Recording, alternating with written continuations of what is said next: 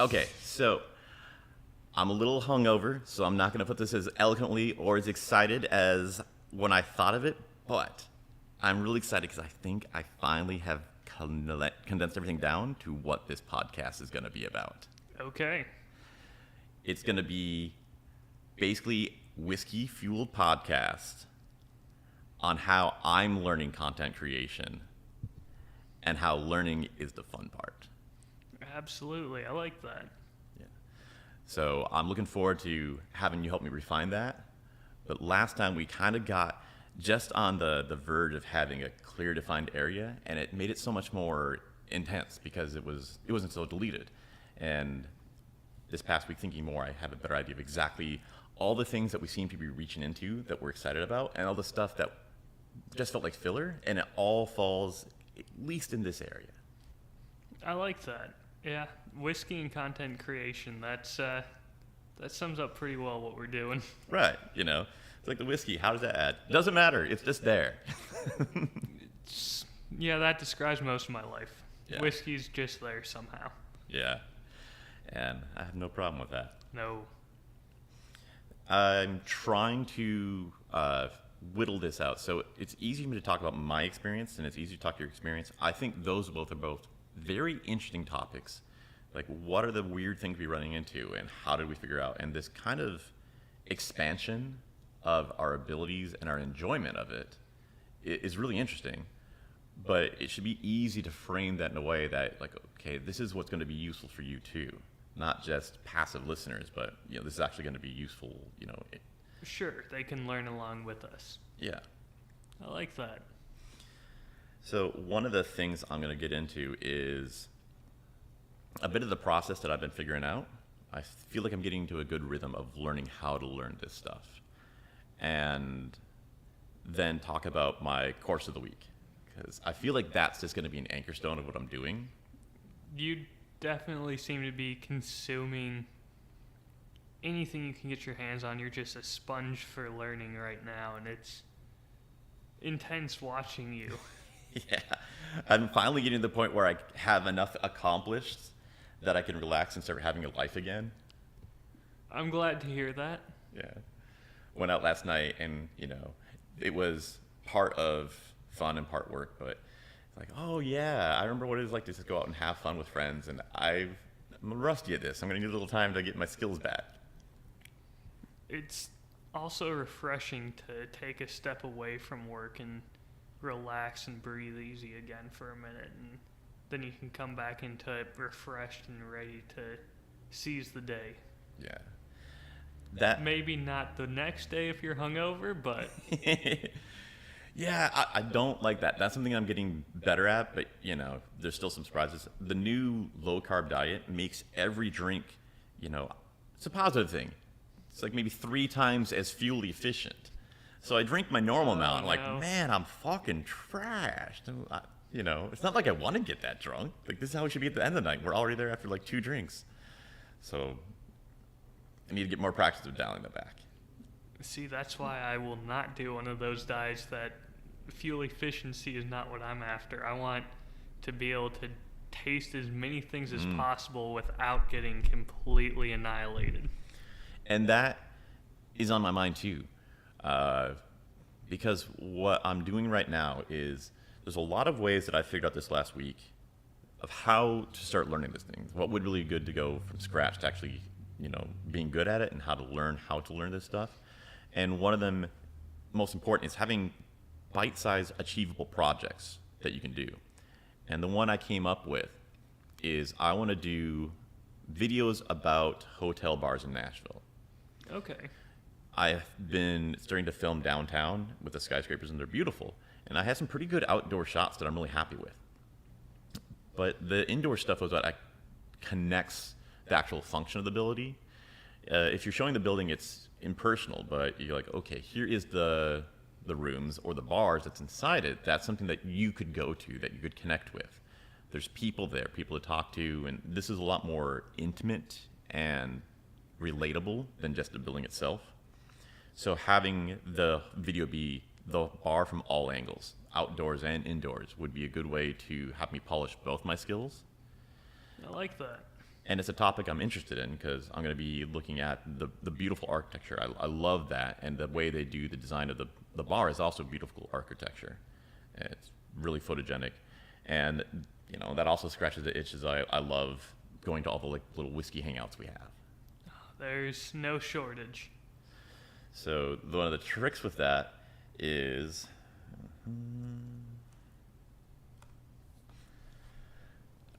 did my research, took a couple hours on Friday, and I put together a compendium of every single high-rise in the city that has a bar in it. Good Lord. Okay. Exactly, that's a lot. And I'm getting messed up after 3 drinks. I need to have more, taste this drink and taste that drink and be able to actually do this work instead of, I feel like I'm a scuba diver who only got 15 minutes of air in my tank.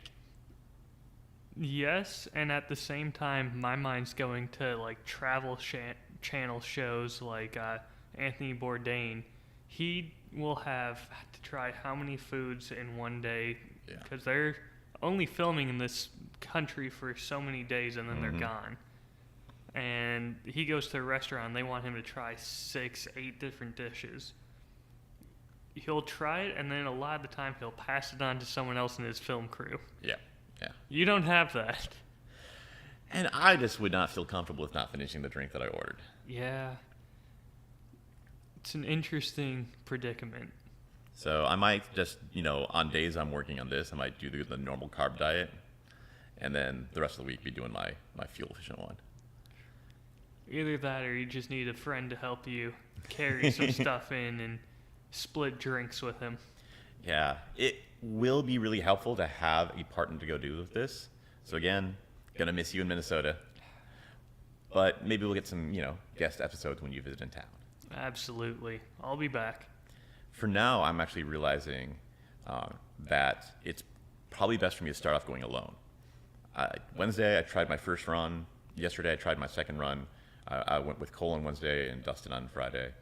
And both times, I'm so distracted by, I don't like I like everybody, but I don't really get mentally engaged by many people. And the ones I do, I'm so engaged that I'm completely distracted by everything going around. So I didn't get a whole lot of, work done. It was great to see him, though. But I think for the beginning, I need to go by myself to learn. And then after I've gotten to a rhythm, then I can start including people to have them add more spice to the experience. Sure, that makes sense. This is actually the core thing I wanted to get into. Making contained projects that are doable at your current ability level from A to Z, so incredibly helpful. The reason why I couldn't really focus, on my friend or this is because this is such a good idea.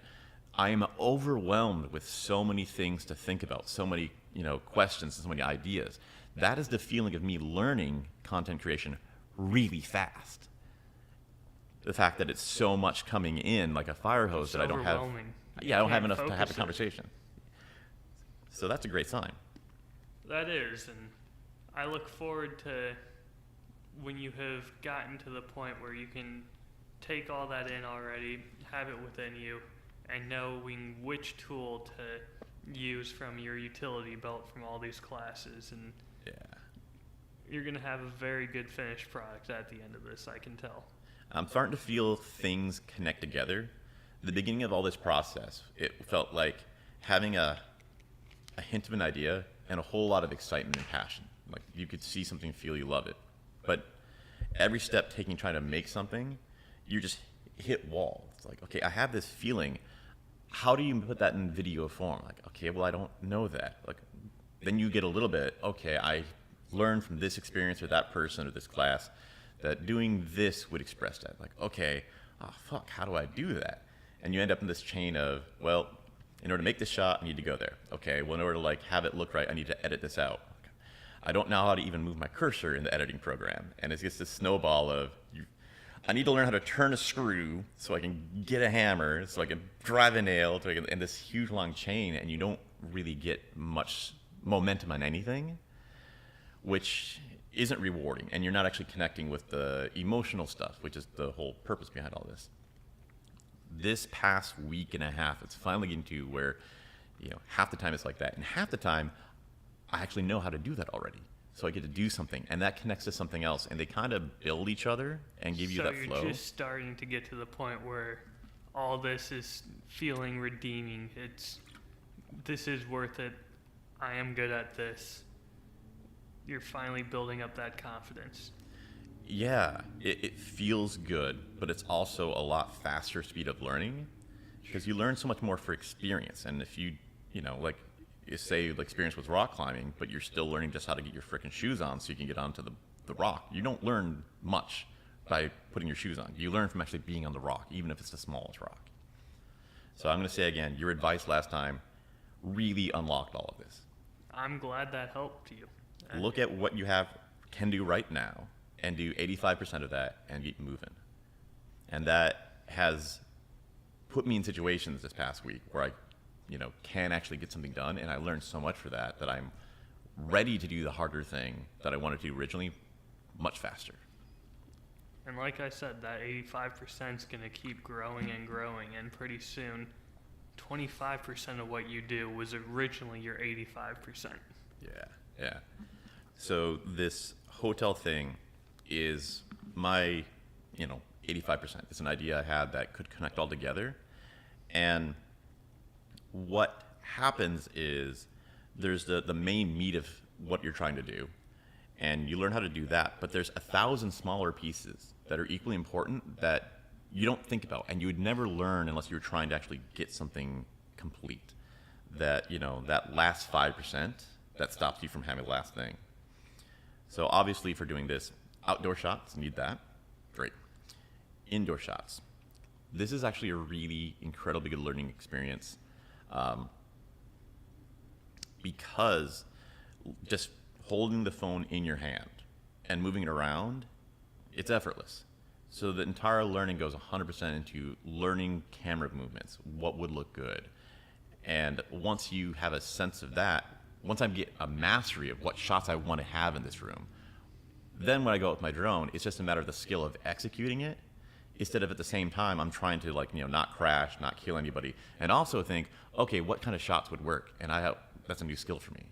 Learning to direct your own shots and having a vision in your head of what you want the finished product to look like. Yeah. So this will rapidly help me, and if you ever get into this stuff, rapidly get a sense of what shots you like, which ones you would connect with, and start having that habit of planning when you walk in.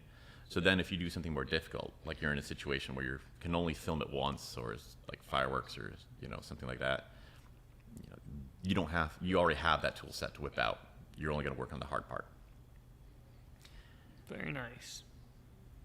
Then doing it this week, I ran into 2 or 3 major significant surprises, which I'm glad to find the question as soon as possible, so now I can prepare for it and go back and redo it. Can you guess what any of those might be, filming in hotel bars? I'm going to guess legality of filming other people.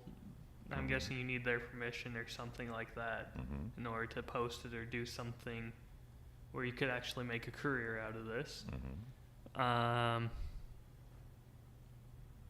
guessing there's going to be quite a bit of background noise that you're going to need to find a way to minimize if you're going to do any recording audibly in there.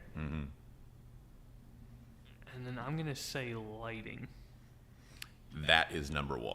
Lighting? I really appreciate this course. It's full on, we just want to focus on getting your skill. So as much as possible, start with the gear you have now. They even give you, for the same price, one version for cameras and another version for just using your smartphone. And just like with the drone, the same message is you can get so much done with whatever you have right now, the cheap one, just get it and go, except dark conditions are the one thing. Destroys everything. You need high quality equipment to film or photograph anything in darkness. That's the one thing there's no cheat around. Really? Yeah. So if you look at, I have the Mavic 3 Pro. A really popular one is the Mavic 3 Mini. It's way cheaper, so a lot of people use it. And there's a whole collection of videos online where people showing off, look at how much you can get with this. Don't worry about it. Just take it and go. It's a great idea for a video because it has a very large audience. People who are just getting into it and are not willing to spend a lot of money. But if you look, they're all daytime shots. There's none at night at all. That makes sense. And I showed you the list of all the hotels and all the really good bars. It is, noon right now. On a sunny day, it is a nuclear 110 degrees outside. It doesn't get more bright than this, Ryan. Yeah. There is not a single bar we could go into that wouldn't look like it's midnight. Because that's how they're designed. That's how they're decorated. Yep. They're trying to be that dim, smoky lounge area. And it's great. That's actually what I love about it. Absolutely. I love that atmosphere. So that's the other fun part. At the same time, I hate working at them. Oh, you don't like that? Oh my God, man. Imagine if every time you went to work, you couldn't see a blue sky, you couldn't see the sun, there was nothing. And you just lose track of time. There's concept of time, you're just stuck there. It is horrible. I don't know. I need to see the sky in order. It does so much good for my mental health versus spending 6 to 8 hours in a dark room. That's a really good point. And you're right. It is intentionally to have the lack of time passing so people just spend as much time as they want. Oh, absolutely. Business-wise, it's a great idea. As a consumer, I love it. As someone who's worked at one of those, can't stand working it. Scissors and Scotch had a good setup. You're flat out staring right out into this beautiful... Oh, I know. I looked out there. There's a bar that I spent a whole lot of time out down in the Music City Valley. Okay. And it's wraparound garage doors the whole building. So you really feel connected to outdoors, which is a big part of why I liked spending time there. As much as I like those dimly lit lounges, there is something to be said about the more peaceful, outdoor, bright, sunny, happy places. There's a time and place for both of them, I think. That I feel 100%. This is an example of these really deep things that are useful in filmography and storytelling, but also really start revealing what is really important for our lives, where this high speed, high intensity studying and producing, it's really satisfying, really great, but you start to feel burned out. Took some time off, and it's like, okay, this complete quiet time of doing absolutely nothing is also important, and that matches the vibe of these bars. It's nice to have that warm, friendly bar, and it's also really nice to have these completely dark ones where you kind of just get to turn your mind off and let go of worrying about what's happening an hour from now and just be disconnected from everything. Yeah, absolutely. So none's perfect, but having that mix of both, it's huge. Balance is important in everything. So yep, you hit on it. It's the lighting is the number one thing. Okay. So I'm gonna have to figure out either an alternate project, get some equipment that's capable of photographing at night, or, which is probably the best advice, just do it anyway, not caring if it's valuable or releasable, just use it as a training project. Or I would say go somewhere that isn't dark and practice there first. Go to a distillery. Go to Nelson's Greenbrier. It is not that same darky lounge area. Go to Pennington Distilling. They've got a big garage door. Go to Leaper's Fork and just do drone footage of that old log building. Yeah. There's so many great options for you that still would be connected tangentially to what you're looking for, and you can practice on that while you're building up your skills until you feel that you're ready to take that next step. Yeah, you had a couple ideas in there. The trick is I need something that's beautiful to film from the drone, because that's the main thing I want to be developing.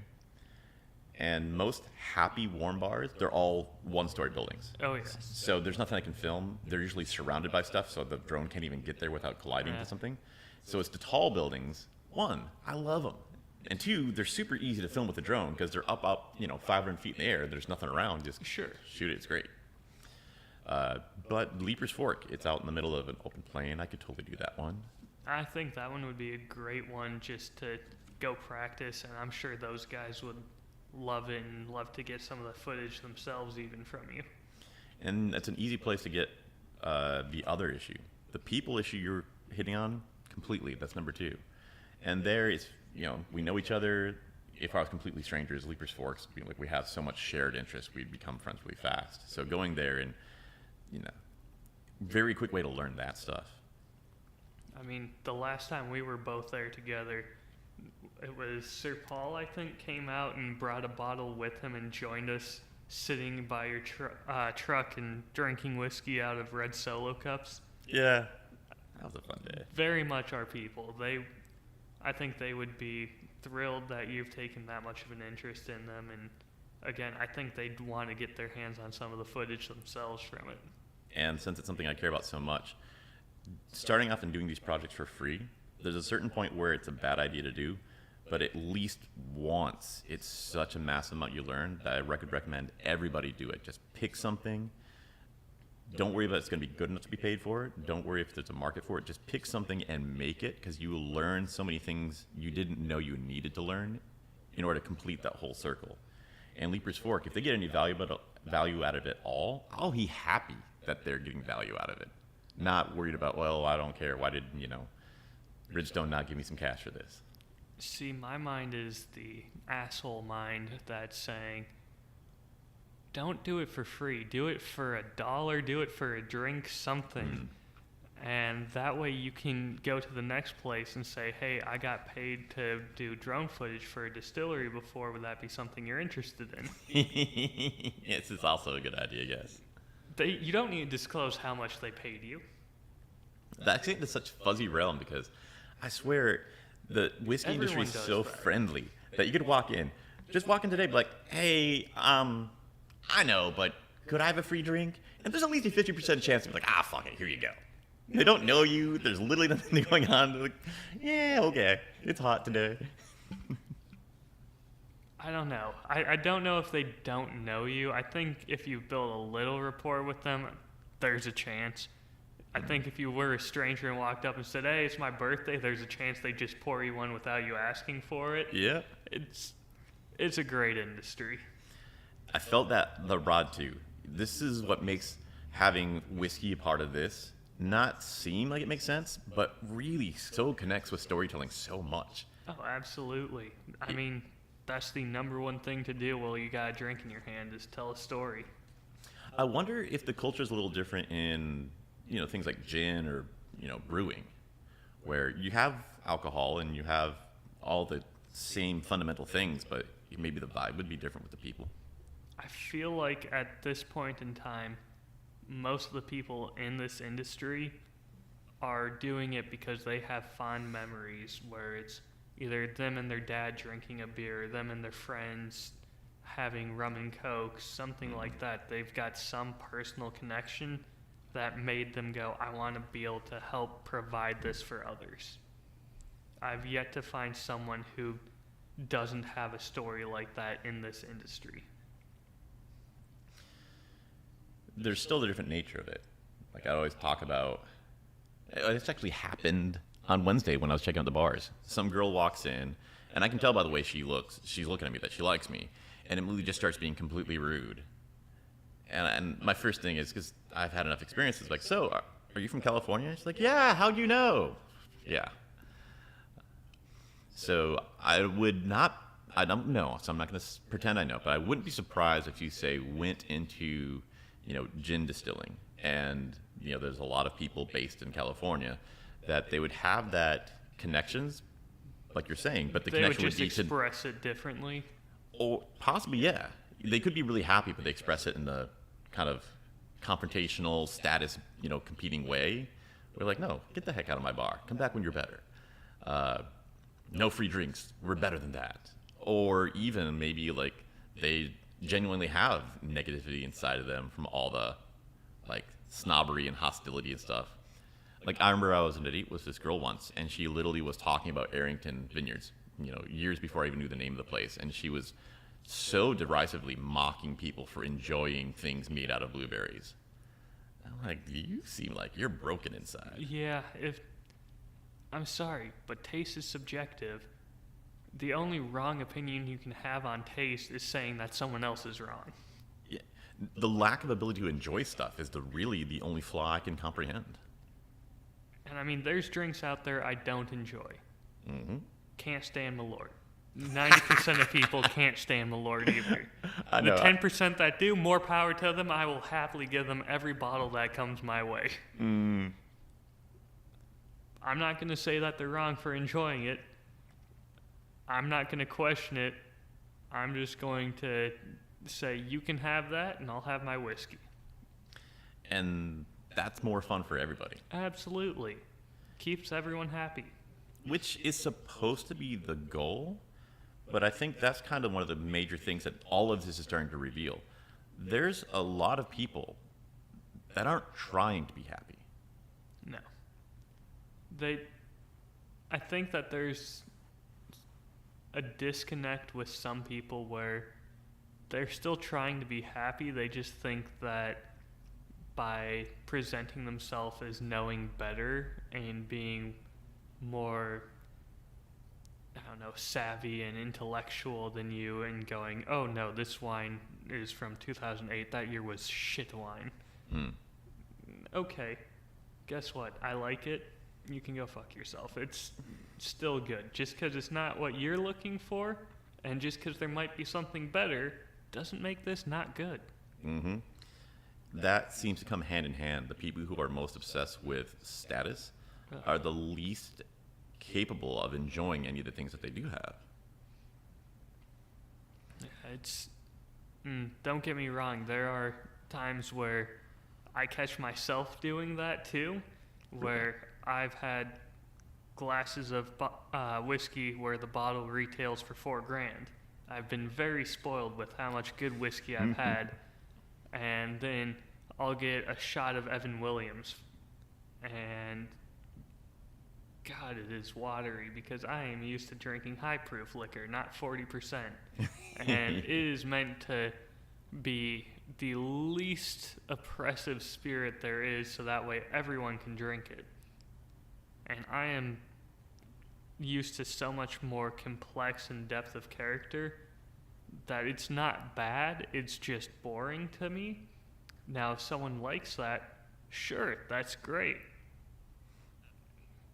I don't know. I wouldn't really complain if someone made me an old-fashioned with one, but if I could have, like, Woodford Reserve for an extra $1, I'm doing it every time. Mm-hmm.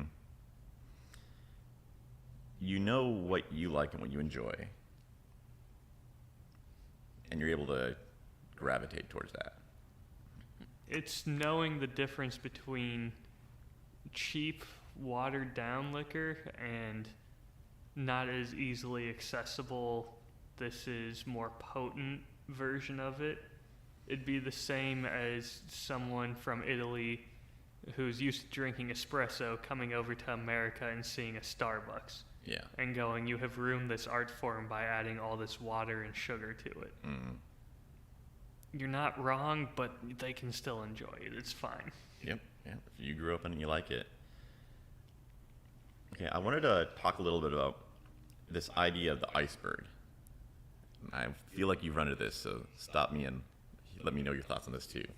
I believe I know what you're talking about, where something from an uninformed point of view looks like a small piece of ice above the water, but then when you dive into it and try and learn about it, there's so much more. What is it, like 80% beneath the water? Yeah.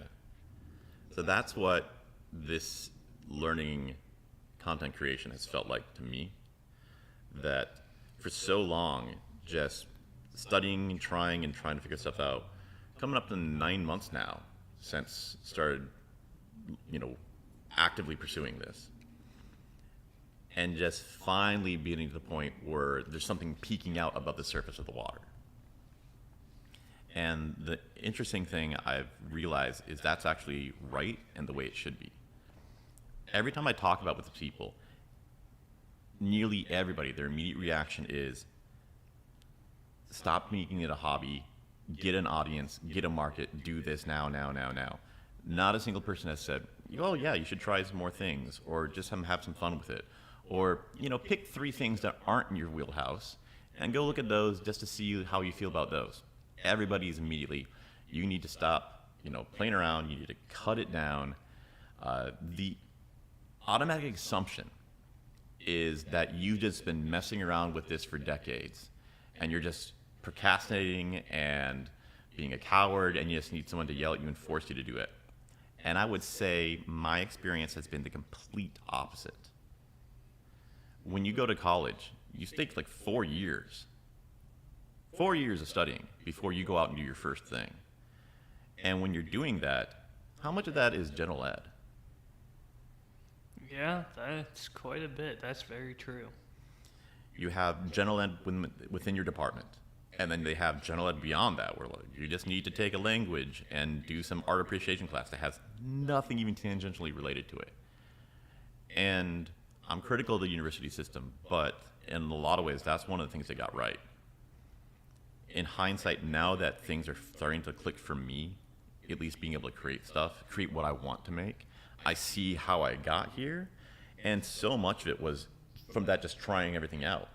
When I switched from, focusing on, speaking to do the drone thing, a couple people in my life like, come on, you're just getting distracted, focus. You're just bouncing from thing to thing. You're not actually doing anything. You're just hanging around. That taught me so much about storytelling by viewing the real core thing from a different art form. It all comes down to creating an emotion in an audience. Absolutely, and just figuring out which artistic medium you've got more talent for, or which one you're more excited to learn about. That's a great way of looking at things. That I feel is the most important part. Same thing I'd say about college. More than on like the education or the weird networking context you get, it literally is just kind of being sort of forced to try everything and not read a book about it, not read a pamphlet, but actually try doing everything and then sit with it for at least a semester and feel, do I actually hate this now that I got some skill at it? Or do I like doing this? Do I like doing this more than the thing I thought I would do? Like the number of people who change majors before they graduate and have a better career and a more fulfilling life because they switched to the thing that they loved more but they didn't know existed. Very true. I like that. That's a great point of view that you found. It's been really key for me. I got obsessed with the drone stuff for a while and got far enough where I could take a step into that, and now I'm doing the ground-based filmography thing, and there's a whole extra angle it adds. It teaches me a whole lot of stuff, but I'm also getting to feel, how much do I like doing this versus the other 2 things I was doing? And going through these courses, I hear this there's valuable stories of how they got there. It's not something they're even trying to teach, but I think there's a lot of use in that, where they go, oh, I started off with this, and then I did that, and it turns out what I really, really love doing is this, and I haven't done those other things in maybe 3 years. And hearing that you can take these like Legos and combine them together. I can make something that does use 100% whiskey knowledge, 100% drone, 100% speaking, 100% indoor photography. I can make something that combines all 4 of those, or only 3, or only 2. So really just diving into everything that seems like it might be interesting or might be useful. Giving yourself a solid year to just do your general ed. I would recommend that to myself and anybody who ever tries this again. I like that. That's a very good way of putting it, and I'm going to have to try a few new things myself now and challenge myself with that. I wanted to ask you about that because I know you're much further along than I am on the verbal storytelling, but you did mention some about video, and it sounds like you had some other ideas that were interesting to you that you might want to experiment with. Yeah, I don't know. I've honestly never thought of myself as a writer, but it's so baked into the Whiskey Sommelier program that over 4 years it's kind of been forced upon me, and to where now it's, okay, I have some skill at this. I should be using it, but I haven't looked into other forums and I haven't played around too much with anything else. So I should challenge myself and do that. When you were talking about video, what were you thinking of? Honestly, just I know that algorithms really promote video highly, so using that to help build an audience, using that as a tool, I wasn't thinking of a specific style of video. All right. Well, could be interesting to see. I know the next couple of months is going to be really busy for you. Yes. But when you have some disposable time, just whatever it is, throw it out there and, see how you feel and see what happens. I will do that. If you're interested in doing the whole talking head thing, that's the next thing I'm going to be focusing on for a bit. That's what all this equipment showing up here is for. So I would definitely be able to give you a jump start on that, so you'd be able to do that with less time investment. I will appreciate any advice you can give me. That's going to be the plan for next time, our last meet. Going to have all the gear set up. Yeah, we will have to have a parting glass then. But it'll be the first attempt of recording with video. Sounds good. On that topic, I had noticed as always, you're right. The algorithms strongly prefer a face, a person. On top of that, though, you have a lot you can do with that. So the podcasts apparently get a whole lot more traction on YouTube than they do on Spotify. And just slicing into small segments on like TikTok and Instagram, it sounds annoying as heck. But what I just realized this past week is those are such low-hanging fruit to hit. Yeah, I don't know, man. Like, I know they get tons of views because someone will accidentally leave their phone playing it on repeat, and they'll accidentally watch it 10, 15 times. So you might get, instead of 1 listen, maybe 2 if you're lucky, you'll get 3 or 4 out of a person if it's quick. But man, I cannot stand that type of content myself. Yep. I don't know why. If I'm watching something, I want to be invested. I want to actually be able to sit down with it, not just, oh, it's done already. I don't know. And this is kind of one of the things I want to get into of why it's so important to try this stuff out, because I 100% agree with you.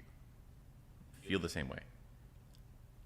Also, so with the drone thing, it's a horrible thing where it's hard to make the camera stable for a long period of time. Right.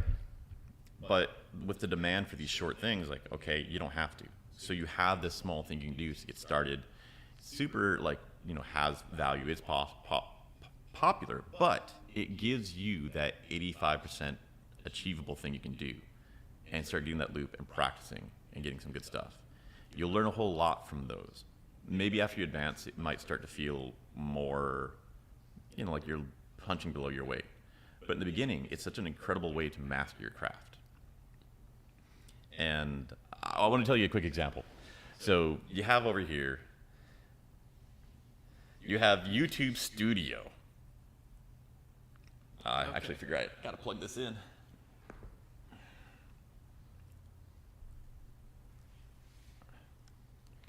Cross your fingers.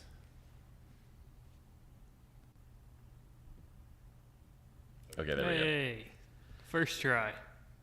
So this is YouTube Studio, and first time coming into it, there's all these super helpful tutorials from YouTube that want you to help you out with doing this. Oh, come on, I can't even click on the tab. It's kind of hidden by that bar there. That's not really helpful. Oh, there we go. Okay. Oh my Lord. It embodies everything I hate about YouTube. So much condensed. Like, look at the thumbnail. Yeah, that looks so bad. Do you think that there's a single straight person in this entire video? I mean, it's not even that. Just, God, everyone looks so artificial there. Mm-hmm. And it looks like a really just shitty lasso tool on Photoshop to outline these people and cut them out of a picture. The low quality aside, that I can give a pass on, but you watch the video, every single person in there is disgusting. People like I would just hate to be in a room with for more than 5 seconds. Just fake, soulless, You It's know, a token character. It's not a real person. They're just throwing it in there to make them seem diverse and everything. yeah.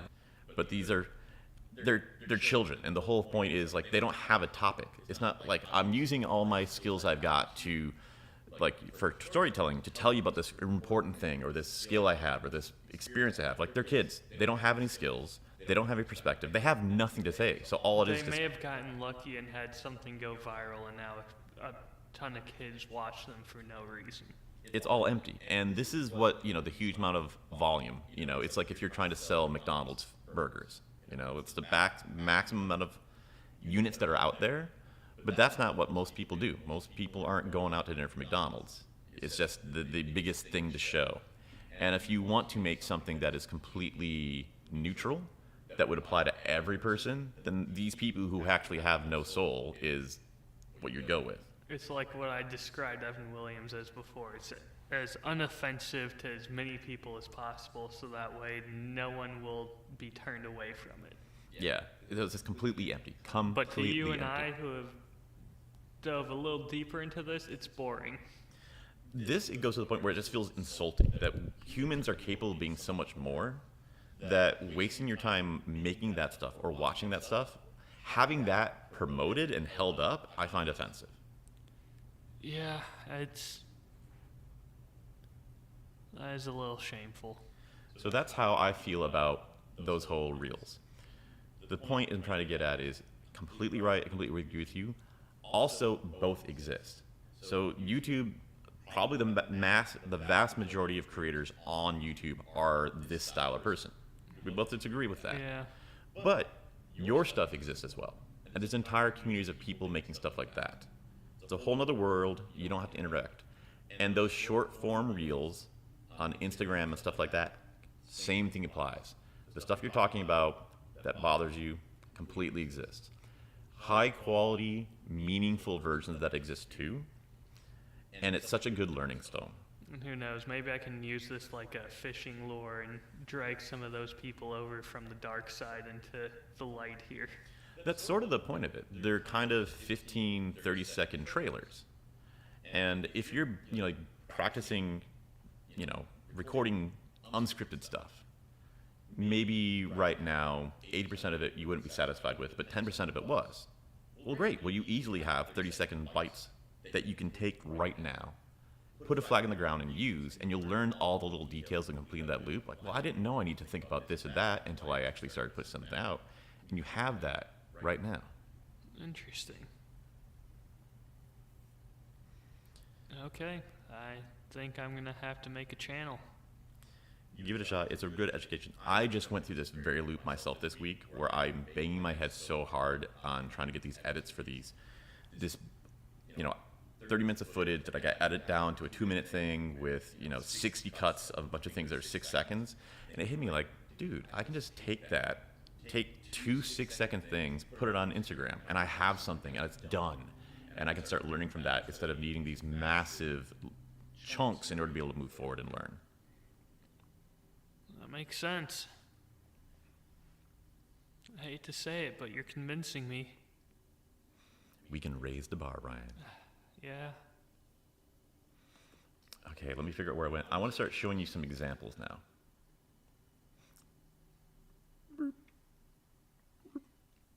Do we have sound? Fingers crossed again. I'm going to just completely go this route. Let's make sure stuff happens. And now we have our recording equipment, so audio is going to be a little interesting.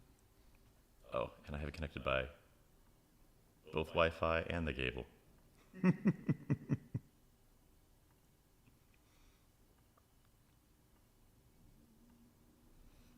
All right, maybe this isn't the whole thing, but we'll try.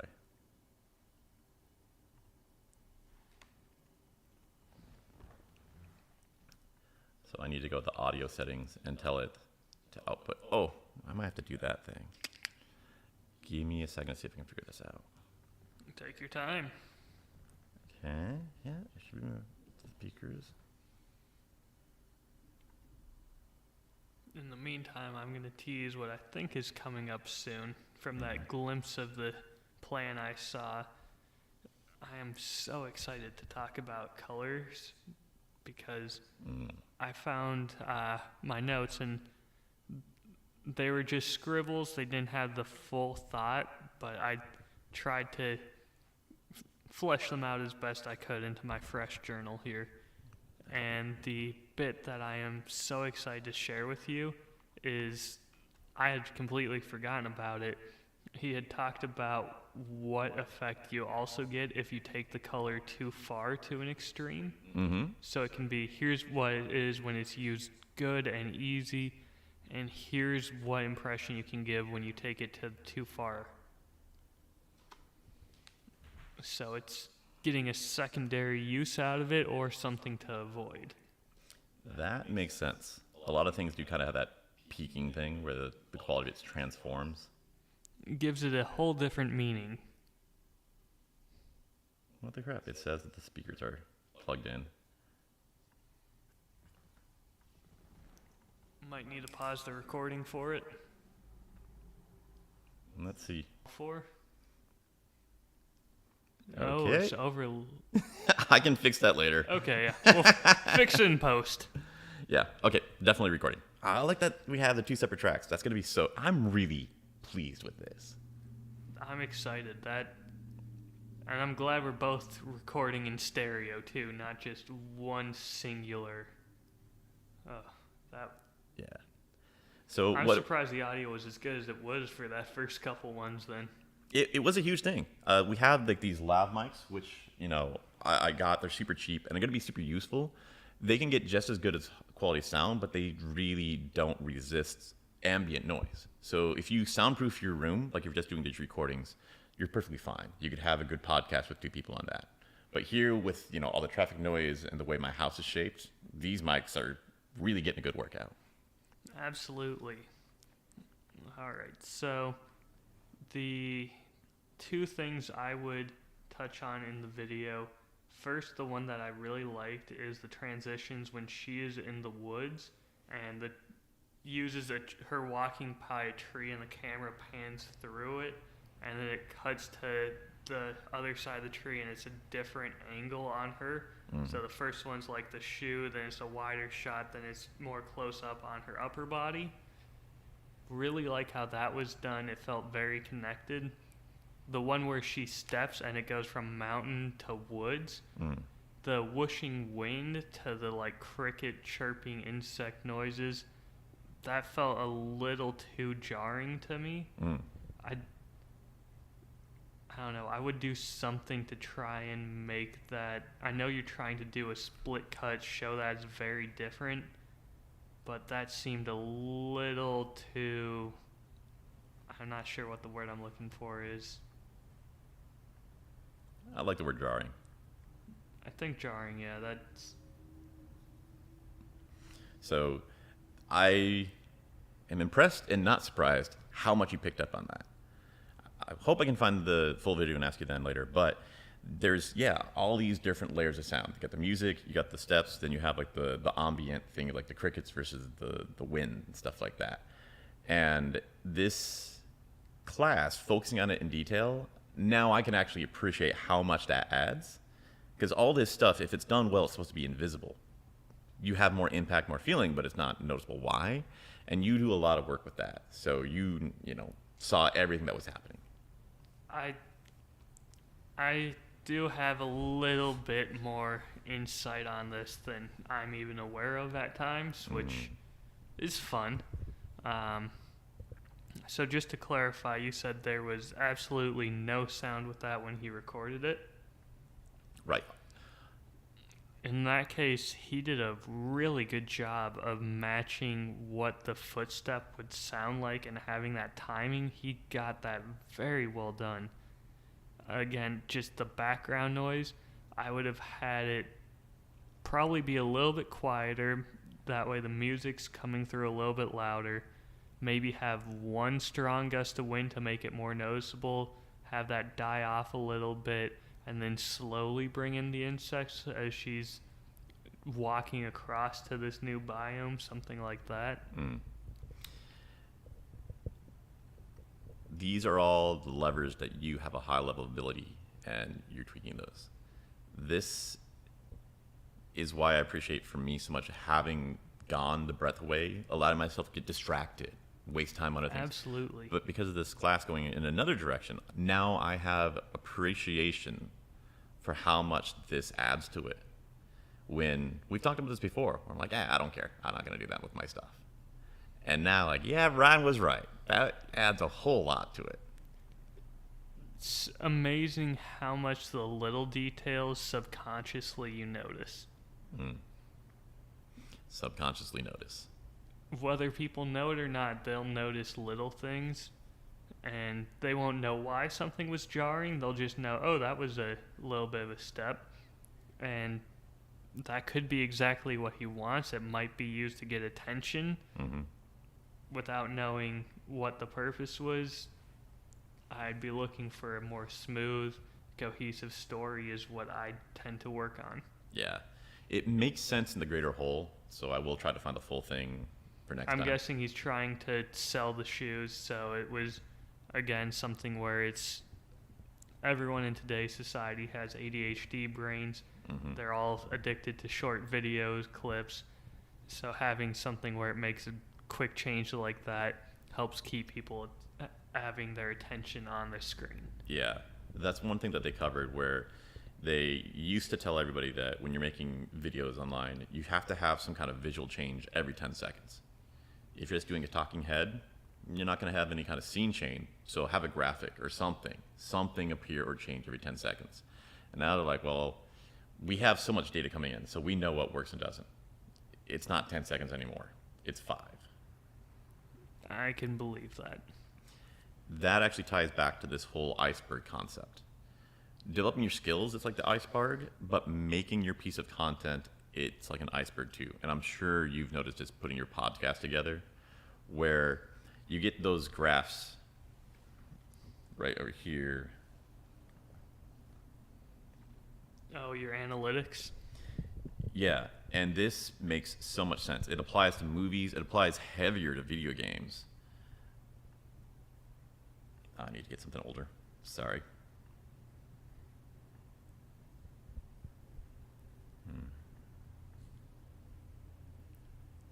So the retention graph.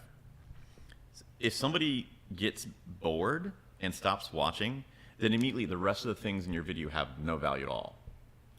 You know, so any improvements made to this part of the video, that affects everybody. Improvements made to this part of the video only affects 30% of the people. So you logically, as you do this more, spend more of your time at the beginning of the video than the end of it. So when I'm building stuff for the past couple of weeks, you know, I'm thrilled that I'm finally able to get stuff out on Fridays. Having that whole month where I didn't put anything out was making me feel like crap, man. But what happens is you have that edit that you're working on, and it feels like, fuck, I need to make it 2 minutes long, and I've spent 5 hours just to get the first 20 seconds, and it feels like this is going to take forever. But it's the iceberg. That's the 80%, and once you have like the beginning part done, the rest of the video comes so fast because it doesn't require as much detail and care as the first bits. Absolutely. I think I had mentioned in one of our early on talks here that something that I learned from Brian's class was the idea of, I think it was, you need to have your first hook within the first 5 seconds. If that second one needs to be at 10, 15 seconds, and then a third one, I'll have to go back and look what those times were. But just once you really get them set and they're interested and invested, after you get that set, the rest of it doesn't need to be as much. They're already on the line. You've already got them. Once you get that level of attention, they're far less likely to break free and get distracted from it. Yeah. So you have to invest in the beginning of your video, and the rest, you know, I almost think it's almost like the beginning part is 80% work that you have to invest in your audience. And after you've made that investment, then you've earned the right to spend the rest of the 80% of the video doing what you want to do or talk about or share or make. But you just got to pay that price first to get in. Absolutely. So I had a lot of thoughts on that. I really like that idea. It seems to apply like the way you learn. It seems to play how you make an edit, every single process, which is why your advice of just take 85% of what you can do right now and do it, complete it, has been such good advice that this past 2 weeks has been about finding how that rule applies to other places as well and applying it everywhere. I'm glad that you took that and ran with it. Well, I don't have every invention, but I can recognize good things when I see it. It was also interesting too, where I'll probably end up cutting this if we don't have time, but I wanted to talk about all the good non-technical things that the guy was teaching in this course. Okay. And one of those was that, where he put it in a way I really like, that for every hour of consuming you do, you should spend 1 hour of creating. I remember you mentioned that before, yeah. Yeah. It's a great rule, and god damn, we'd probably both have hundreds of hours of content by now. So that's where I got into that toggle thing, and that's been working great for me. I have an app on my computer, so I can see an icon to tell if I've turned it off or not. But I've been tracking throughout the week how much time I spend on studying courses. Now you could say Sure. that's creating because you're putting in effort and it's not passive, but that's in the bucket of something that's easy for me to do. I sit, I just go take notes, think about it. I don't actually have to make anything. And then the other bucket is the time I spend actually editing my videos, getting it closer to being able to release. And having this makes me feel a lot more comfortable and rewarded with the whole iceberg thing. Instead of looking at it like, well, what the fuck did I do with my week? I haven't gotten anything that's releasable. I turned down all these invites to go hang out. Like, man, am I just slacking off? Am I just stupid? What? But I look at this like, oh, I'm grinding. I put, 8 hours this week into editing, and so I know that I'm learning. I know I'm getting better at the doing, the creating, and I'm getting closer to that tip of the iceberg. This helps me feel a lot better about all that. That's great. What did he say that was called? It's Toggle, Toggl. Okay. Since I started using this, my ratio has definitely improved. The way I feel about the sort of thankless work of editing has improved a lot. And I've noticed that makes me put more time into it. And the editing is starting to get easier now. I'm finally starting to get the skill to think, oh, I want to do this. Oh, I know how to do it. It's done. And I only have to spend my time thinking about, okay, how does that look? How does that feel? And make those artistic decisions that I want to be learning. Very nice. So I'd recommend this. I think I'm going to... Is that like an extension that you download, or is that just a website? It's on everything you have, which means it's a fleshed out product. Okay. They do a good job of giving you everything that people like you and I would need for free, hoping that if you succeed and you get into a business in the future, then you'd have goodwill towards them. The stuff for tracking like costs, billable hours and stuff like that, that's what they start selling you. Gotcha. So if this turned into a business, and if you hired an editor, if you hired someone to help coordinate brand deals, then you could start using it for that part of your business as well, and that's when they'd... Interesting. That's a fun way of investing into future creators. Yeah. I've seen that in a lot of other ways. I have something else that I'm going to definitely have to send another week, but I've seen this pyramid of how teaching can be beneficial for you.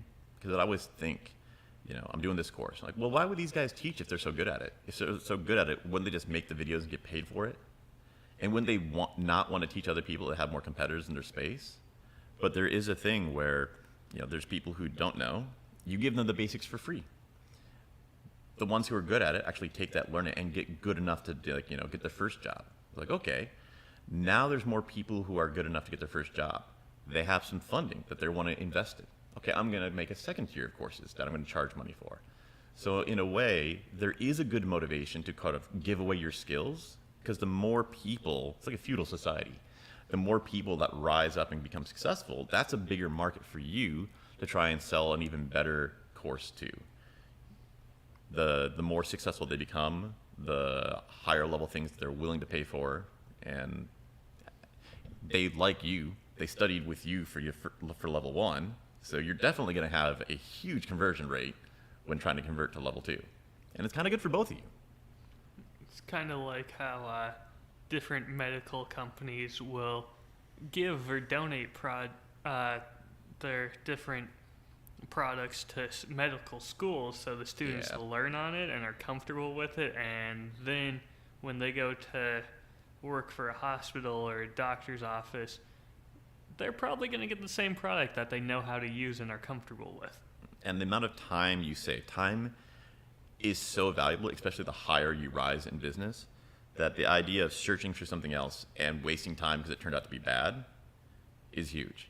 And you just stop doing that. I have done courses that I didn't like, and I just, got my money back from them. They're not all worthwhile. So the fact that this guy, like, okay, yeah, that was worthwhile. And when I'm ready to make my whiskey course, they have a lesson on that. Like, well, I don't have to worry about wasting time on something that might be wrong. I'm going to hire you. I know it's going to work. I can just move forward. Very nice. So they have a Chrome plugin, and then they have the desktop one. This one makes it easier for me to actually look at the toolbar and see if I've forgotten to click it or unclick it. Okay. And so between the two of those, I'm pretty satisfied with it. Does it work on mobile as well? I believe so too. Perfect.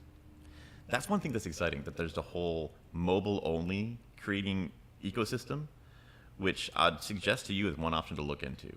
For anything other than night, doing your podcast videos, you can record with your cell phone. That's what my stand over there is for. Gotcha. And you can edit pretty much all the edits you would need to do for a speaking thing on your phone. There's editing software for that. It's a lot simpler than DaVinci. You could do that. And you'd have your time tracker on there. You could have completely like that. And also, when you travel, that's the only piece of equipment you need to take. Super lightweight. Yeah.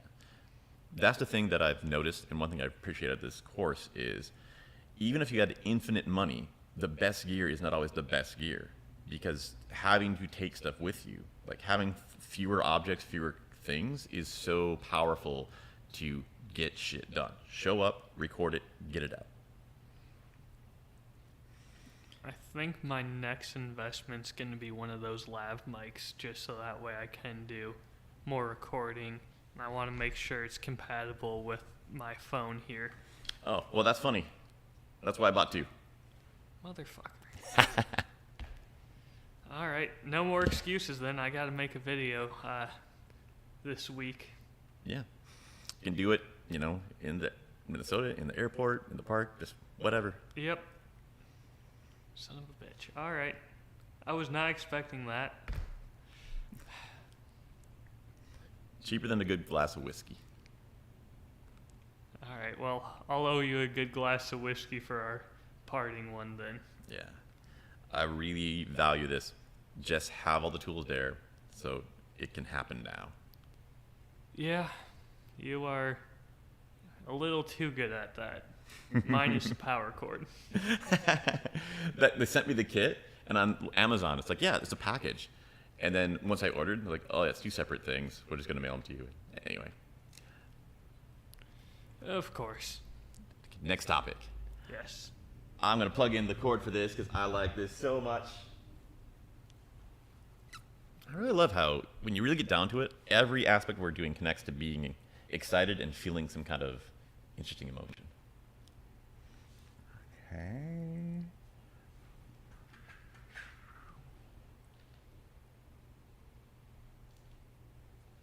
It is interesting how these early conversations start out with you asking me more questions and me telling you past experiences and everything.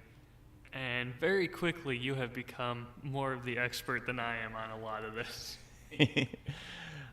Unsettlingly quickly, you have become very, very good at all of this. Ryan, I am the draft master. I will just follow behind you. You do all the hard work, and I will speed up. You've surpassed me in a lot of things, I think. So this makes me so happy. Ryan, we're looking at a map of the U.S. What do you see? Dotted line where it appears as though you're traveling from Iowa to California. Okay. Is that what you think is happening? The red dot in California makes it seem like that would be your destination. So this is a frame from an animation where it's going from California to North Carolina. To North Carolina. Okay. Yeah. This is from that the content creator class. And the guy lives in New England, and he was talking about how he's been, progressing and successing. So now he's like been working with building a team. And for a good example, tangible examples teach so much more than any of the abstract stuff, because there's stuff that they even forget they need to teach. So he shows this guy, because he wants to work with us more, moved from California to North Carolina. And you have no idea how happy it makes me to hear of people working in content creation getting the fuck out of California and moving to places where I would want to go. Oh, North Carolina is gorgeous. It's making me happy. Like, there's a lot of people who are like, I would like to work with them, and I'd like to talk to them, and I'd like to learn with them, but it wouldn't be worth setting foot in California. And everyone's like, well, that's the head of YouTube. That's where like, okay, it's those people from the video are there. I don't like those people. These guys, I didn't even know where they're at, but they seem genuinely cool people. And none of them work in California. He's actually getting so much better that he's like creating gravity, drawing more talented people to go to places like this where I would be happy to go and work with them too. Absolutely. I'm a little confused by one thing on their graphic I just noticed. Why is there a star in Alabama's top left corner? Yeah, the whole thing, like a speed, just get it done. Yeah. I think they took a map and well, Yep, just good enough. Interesting choice, but hey, it works. I do feel like validated on my ability to tell what people who are smart and talented that I should be learning from and people I shouldn't. This week, he had like an online call. So pretty much every course I've done, it's a normal thing that they have, and it's a smart idea, but they'll have 1 hour a week where the guy will do like an online discussion. It's like office hours type thing. Office hours, that's a great word for it. And some of them have been like so-so. One guy, he just played a video and hung out in the chat, so like very minimal interaction. Sure. I'm sure they all have an off week or something where they needed be a little less engaged. Yeah, certainly not complaining. Having like them there, so like if you wanted to get into a bigger discussion, that opportunity is there. That's huge. It's a great idea. But it had an extra bonus for this guy. I went to his first one on Tuesday, and holy fucking Christ, Ryan, the amount of enthusiasm that he has for this makes me so happy to see. That's fantastic. Going through the courses, you have that kind of questions like, well, was this recorded 3 years ago? And now, like, it's just abandoned. Is it a little burnt out? Was he like, okay, got to put on a happy face for the cameras, and then once it's over, I can go back to my other life? And then the other thing, which makes me especially happy, is like, okay, he's reading word for word a script, but like if he's actually sitting in a room, you're like, how much can he really talk about this stuff? 100%. The guy's like, yeah, I'm off camera. Off script. I'm just talking, answering questions of things. He's gotten so good by doing scripted things like you do that we hoped it transferred over. It made him really good at just doing live flowing discussions because there's so much overlap between the two. That's great, and great to hear that. That will definitely help me out in the long run. And I like that idea that this is where you can actually end up being a happy person doing this. The whole idea of like, okay, why would you sell this unless you're incompetent? Like, nope, there's a good explanation of why you would. Making money, but also like doing this. They're like, okay, do you eventually just start to sell out and make tiny little Instagram videos or weird woke YouTube videos, just whatever sells? Like, he's living his pretty financially successful life, still doing this out of excitement. We got to the end, and he's like, okay, this is gonna be an hour, but like my camera, it's not fully charged, so it might cut out early, and if it does, that'll just be the end of the meeting. 40 minutes into it, cuts out, sure enough. 2 seconds later, he's plugged in his laptop. That was actually a really good question. Let's get into this anyway. Goes on. He's like, oh man, it's been an hour.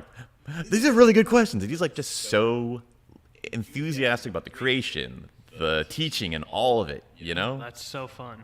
Every cornerstone of what I believe true success is. That was great to see. I love hearing that. It's rare when someone really gives you a look behind the curtain like that and it lives up to your expectations. Yeah, that's a very good way to put it. I was happy to see that. And in the course, and especially in this like office hour, towards the end, he's getting stuff. Like there's all these things that are adjacent to meaning of life that are just complete gems coming out that go beyond just, okay, how do I make money? How do I make videos that are popular? I think I had a list of some of them right here, but I just want to hit a couple. If I can navigate this guy.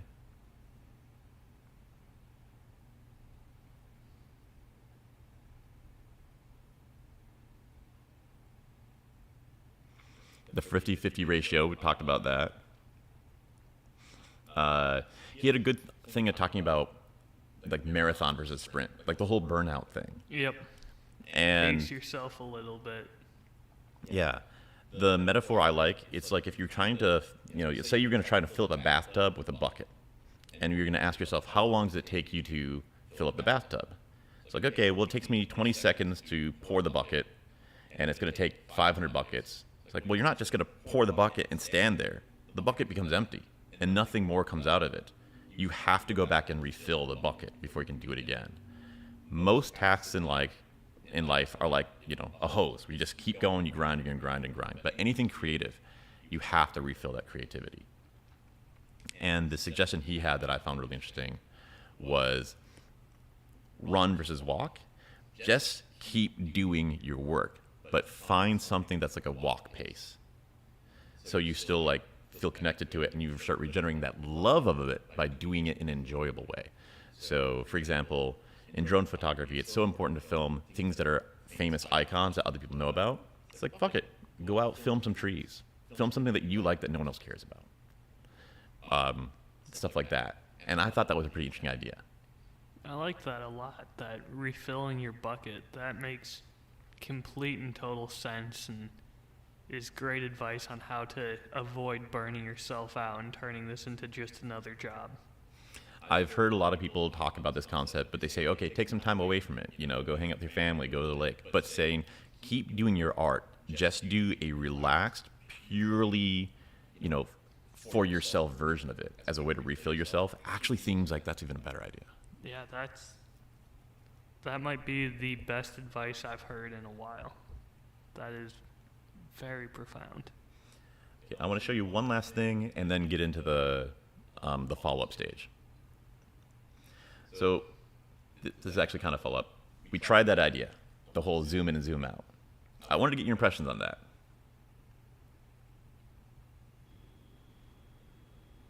Oh, now sounds working.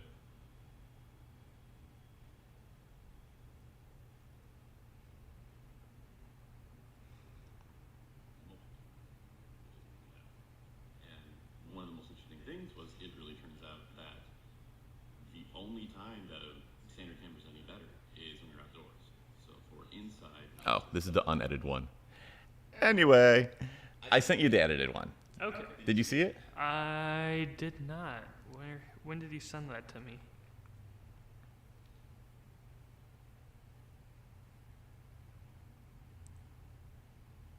Is that the More Bagpipes link? Because I haven't seen that yet. Oh, well, we'll have to do that then. Okay, right here.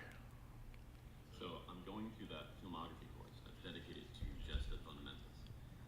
And it forks after the third day, where it focuses entirely on either standard cameras or entirely on mobile cameras, which is what we have.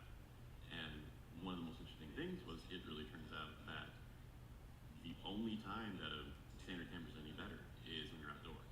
So for inside, with the stuff we do, the mobile camera is actually identically good. And in reality, it becomes better because you don't lose time to the setup and the maintenance and all the work that it takes to put it in and get it going. Also, you don't have as much restrictions on where you can put... Okay, that's enough to get a feel for that effect. thoughts? Do you remember how much of a zoom you did on that effect? Yeah, I was jumping between 7 and 15%. I would make it more dramatic. Mm. Because at times it was almost enough to where I wasn't perceiving it unless I was looking for it. Yeah. Having it be something where it's so dramatic that they can't help but notice it would be my gut instinct on it. When it's done well, to me it really feels like it has a strong impact. It definitely felt engaging, and it did a very good job with it. I would say, though, for the beginning, think of it like those shorts where, okay, I've got 5 seconds, I need to make it something just dramatic and catch your attention. And then after a while, you can leave into those more subtle changes. That would be my instinct on it. And who knows if my instincts are any good on this part. No, that sounds 100% right. Okay, I wanted to address that, like to follow up on, we talked about that. That seemed like that might be a good idea. I just tried it out, even like a crappy version of it. Learned a whole lot from. Because then we can talk about it, and you go like, well, okay, there's something there. You should dial it up to 20, 30%. Okay, so you haven't done more than 20, 30% even. I would cut it to where it's just shoulder up, and that's all you see for that is just a box around your face. You are real tight. Just overly dramatic. Okay, well, we have to do the bagpipe things. Oh, yes. I'm sorry, I meant to watch it. Completely forgot. Oh, so this sound doesn't work. Of course. So random. I can play it from my phone here. That way we got sound. Oh, that's the good quality, man. We gotta have the good quality. Give me a second. Or not zoom, fast forward effect, so you're zooming around is what I was trying to say. If you use that effect, I would start out far away and then like zoom in close to where almost going into a hallway, go to something dark, cut to black, and then cut to handheld recording of you walking through it. Yeah. It feels like there are things that deserve a jarring change, and there's things that deserve smooth changes, and they're not all the same.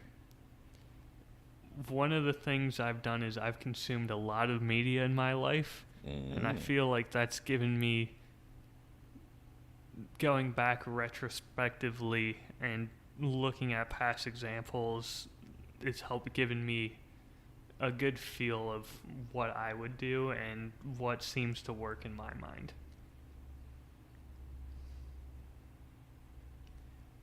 That's not something you can transfer over to another person. No, it is not. It is probably the least helpful thing I've told you in a while.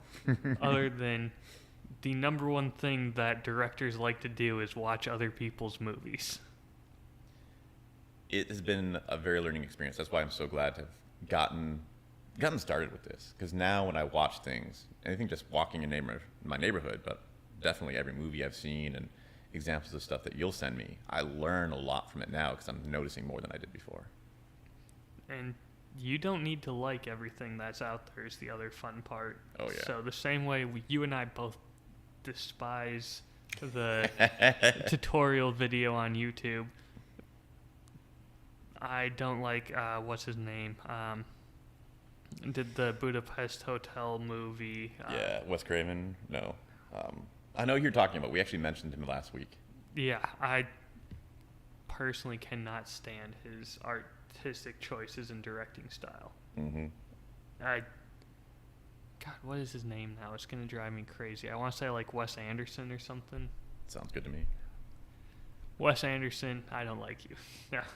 But it still teaches you, like, I want to do something opposite of that. Yep, it's important to know, okay, just because I don't like Pablo Picasso's art, I want to aim more towards Renaissance. Let's look at how they're both looking at things differently, and okay, I should shift to be more like this, less like this.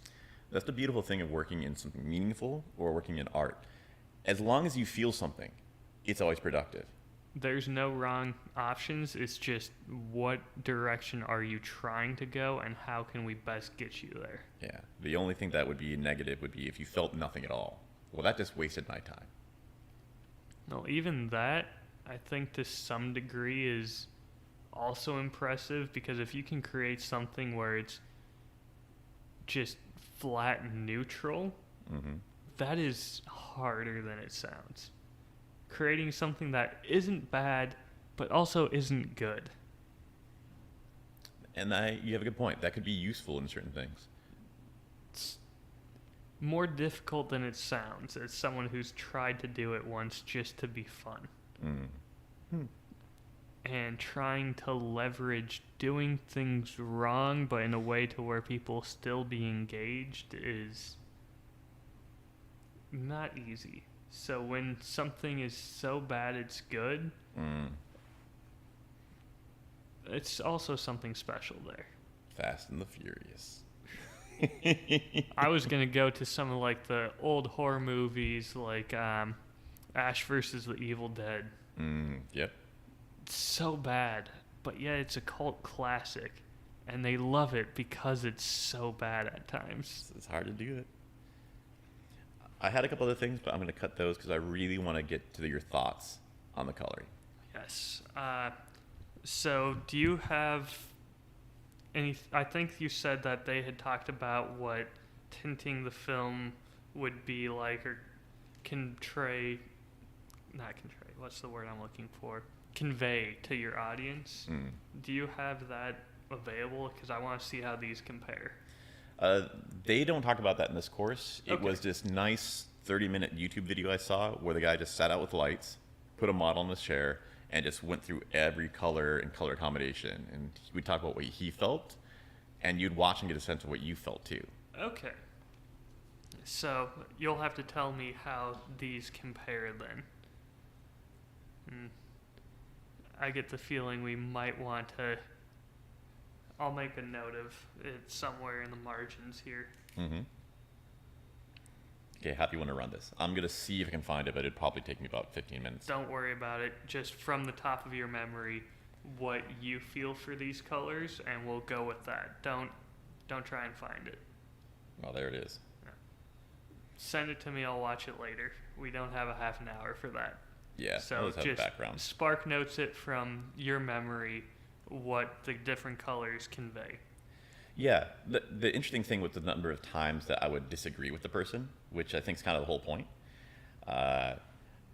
One thing I did feel is blue feels more cold, and any of these things you could give it both a positive or negative version, and exploring both of those was really useful. So blue is cold, okay. So that could be bad in a way of actual physical coldness, emotional distant, but it can be good. How could it be good? It could be good in the ways of just logic and knowledge. So a lot of really good sci-fi stuff will use blue because that's, this pure, cold, Interesting. beautiful cold. So I do have blue on here, and we can talk about that one. I was going to go down Roy G. Biv style and do the colors that way. That way we can keep track of where we are. Do you want to jump in with blue, or should we start with the red? Let's go to red. All right. So what does red convey to you? I'm going to try and go for it on the fly and do a bad and a good version. Bad would be, anger. To me, it kind of evokes a certain type of nausea. Heat stroke is something I have a lot of experience with. So, really deep reds kind of feel, almost like sickness. Okay. On a positive tone, what would be so you have to have the negative and the positive version of everything. For red, certain versions that feel full of energy and possibly warmth. And warmth. Okay. So what I have from my notes here is, as the base level for red, you get feelings of warmth, love, and passion. So in a lot of more romantic scenes, they'll probably incorporate more red lighting to it, I would assume. Mm-hmm. But then taking it too far, it does lead into a feeling of anger or danger. So Danger. when there's like security alarms going off or something, more of a blaring red at that point versus the soft red. Mm. So let's go next to orange. I like how I'm taking it bad version and good version, and you're taking it medium version and overdone version. That's how they had it laid out in their notes. So I like hearing this good versus bad. I know you are a little more right versus wrong, where I'm a little more blurring the lines typically. So this is a fun take on our personalities as well to it. Yeah.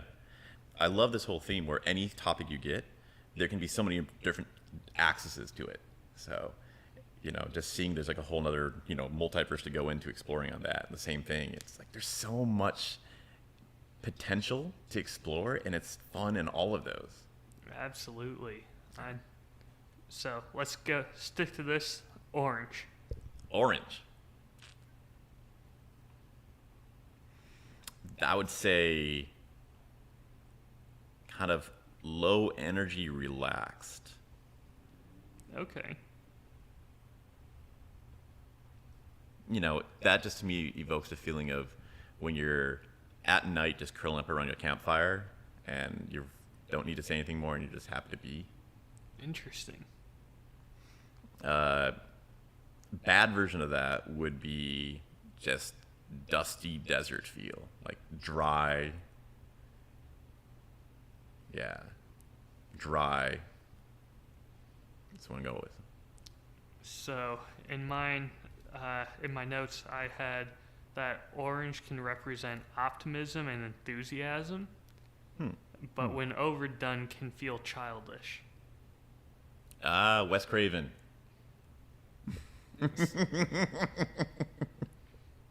So I really can't think of many examples of using orange as like a filter. Mm-hmm. That was one I was struggling to find. Let me see. There was a few, but it was mostly when there was children involved, like they were standing in front of a bus and you could tell it was tinted orange, like it was a sunset type thing.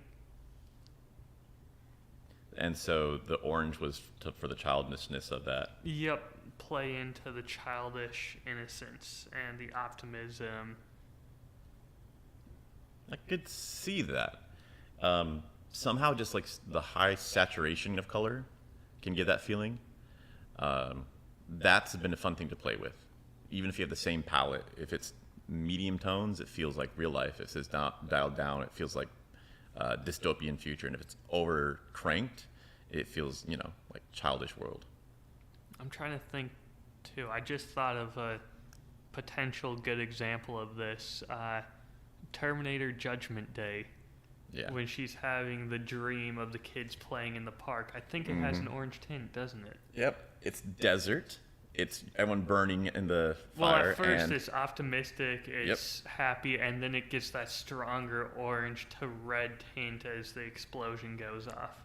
That's kind of fucking brilliant because they're using both, in my opinion, like the negative and positive version of orange at the same time. They're just slowly ramping it up to that extreme. That is... Okay, I'm surprised I even remembered and thought of that one. I'm pleasantly surprised with myself there. So, next would be yellow.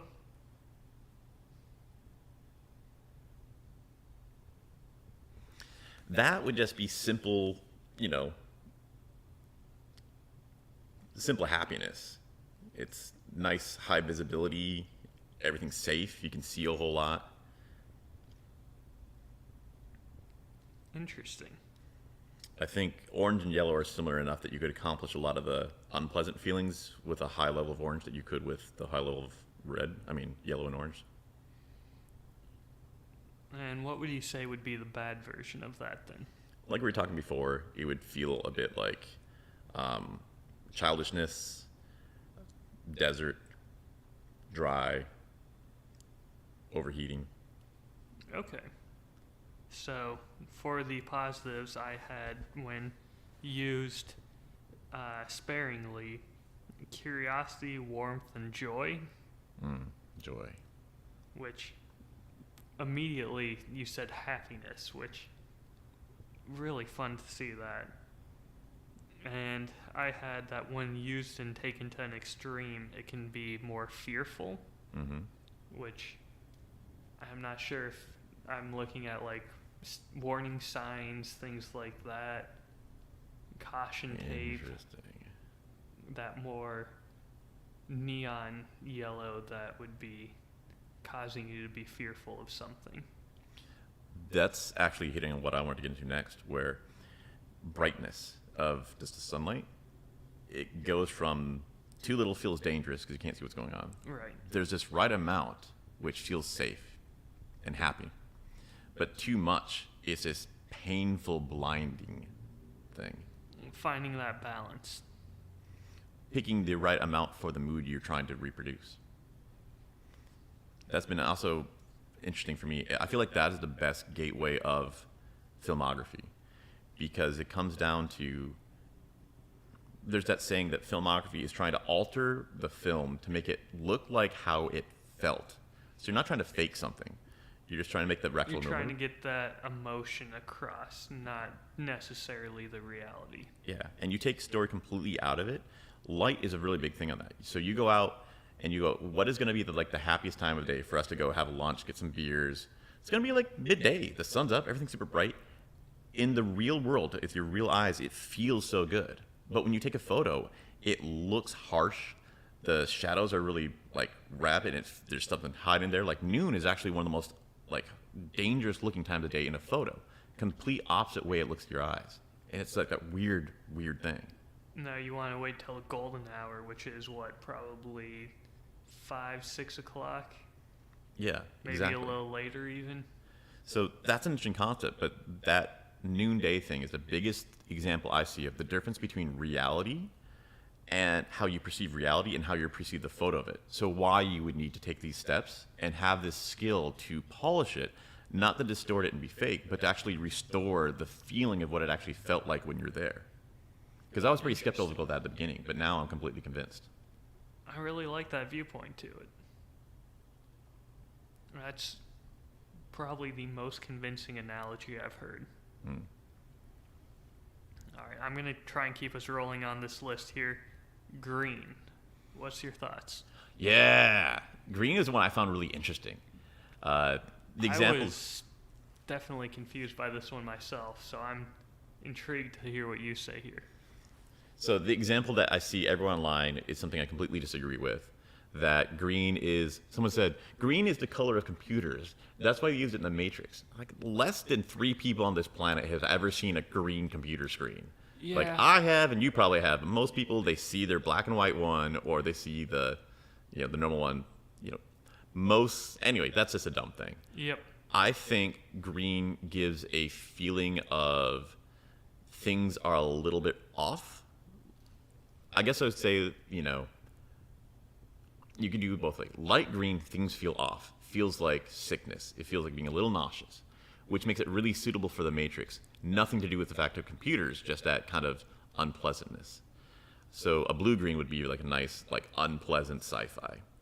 Strong green gets into that feeling of nature. So that actually feels like a little bit calming and enjoyable and active. But pale green, if it was nature, it's on its way out, it's dying, it's sick. That's really in tune with what I have here, actually. That's shockingly close. Do I win a prize? I'd say so. So I had that green can show a nature soothing feeling, but when taken too far can be more of a representation of jealousy. Green with envy. I've never felt that connection. I don't know. That one was difficult for me too, but I think your idea of being just something's not right here, it's something's a little wrong, it's not nature, but it's trying to be. I think that's probably the better version of it. Not nature, but trying to be. Which, very close with the Matrix. Yeah. Eerily close. It's kind of interesting to see these discussions, and sometimes we'll all come to the same conclusion, but for different reasons. And there will be times I feel like you can point out this person's actually wrong, but they got the right solution anyway. I would agree with that. All right, so next up would be Blue, which you talked about a little bit, but just to summarize your thoughts real quick for us. That was my favorite one. That blue is the color of just coldness, but done well. It can feel like a positive thing of cold logic, cold science, like, kind of perfect, clean, but done like in an unpleasant way. It can be distance, loneliness, actual freezing to death. Kind of the there's a word for this. The other kind of danger, not the active danger, but the danger of like being stranded on a planet versus being stabbed with a knife. That like looming threat? Yeah, where it's like you're already dead. It's just going to be a matter of time. Okay. I know what you're trying to say, but I can't think of the word for it myself either. Yeah.